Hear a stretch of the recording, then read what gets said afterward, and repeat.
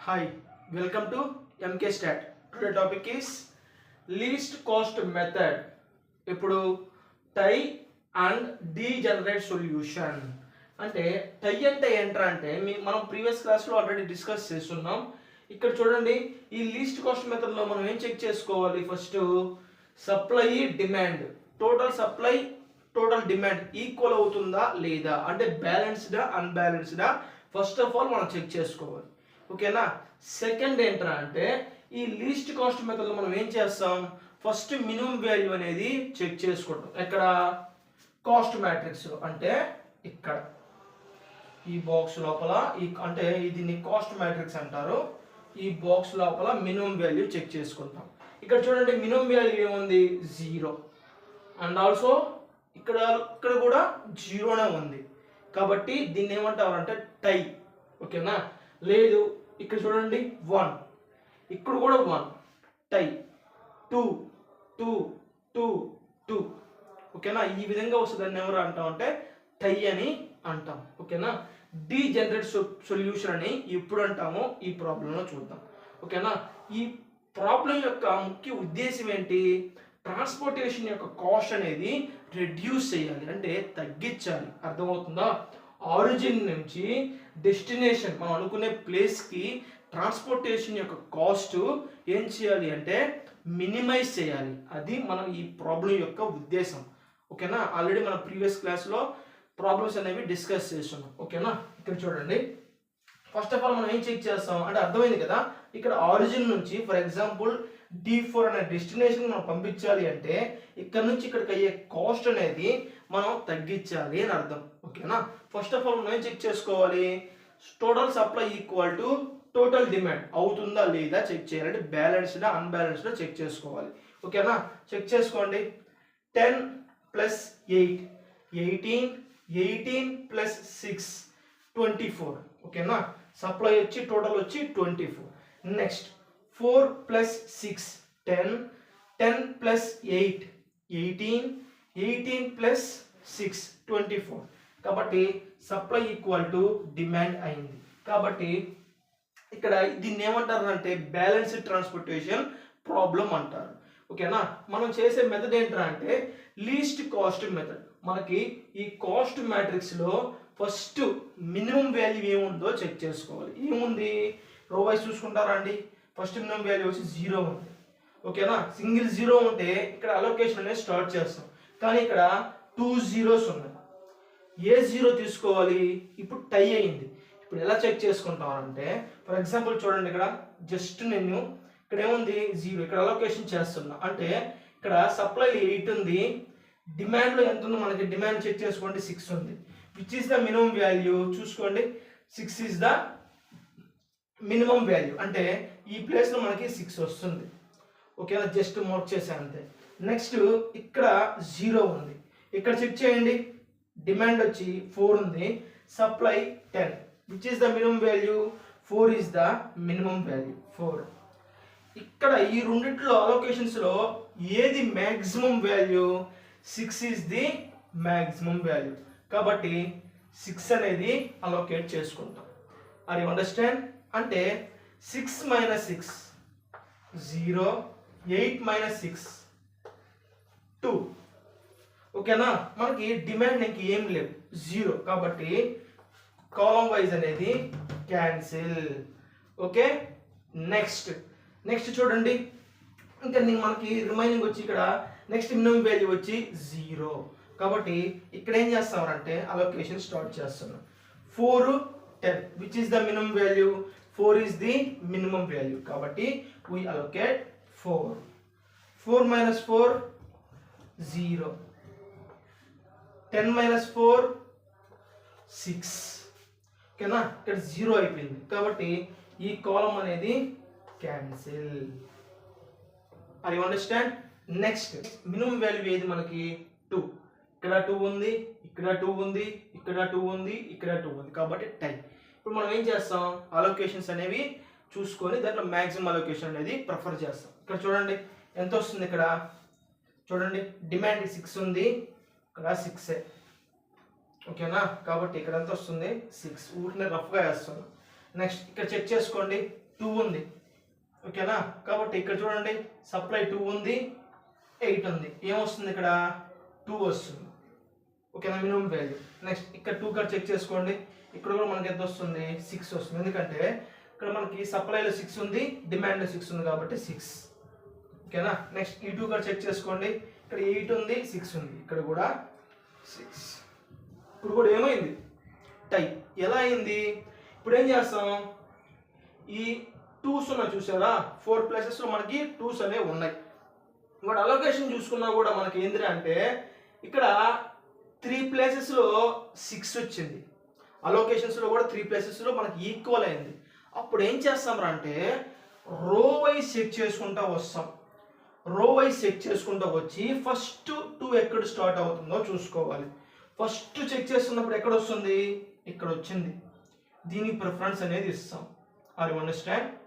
ఓకేనా. For example ఇక్కడ లేదు అనుకోండి, ఇక్కడ లేదు అనుకోండి ఫర్ ఎగ్జాంపుల్, అప్పుడు ఏం చెక్ చేస్తాం, ఇది ఎలాగో 2నే, ఓకేనా, మనకు మ్యాక్సిమం 2 వచ్చి ఉన్నాయి, ఇక్కడ వచ్చి ఉన్నాయి, ఇది లేదు అనుకుంటే అప్పుడు ఏం చేస్తాం, రో వైజ్ చెక్ చేసుకుంటా వచ్చి ఈ 2కి ఫస్ట్ ఆఫ్ ఆల్ ఇది వస్తుంది కాబట్టి దీనికి అలొకేషన్ అనేది ఇస్తాము.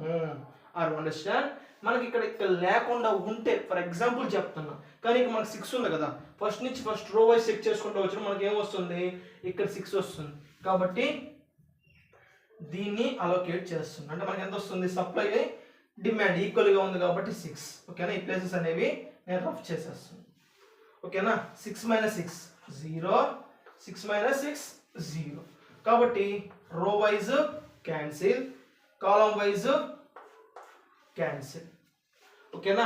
నెక్స్ట్ చెక్ చేసుకుంటే మనకి ఇంక తెలిసిపోతుంది. ఇంక ఇక్కడ ఎంత వచ్చింది మనకి చూడండి, 2 ఉంది, 8 ఉంది, ఇక్కడ మనకి మినిమం వాల్యూ వచ్చి 2 వస్తుంది.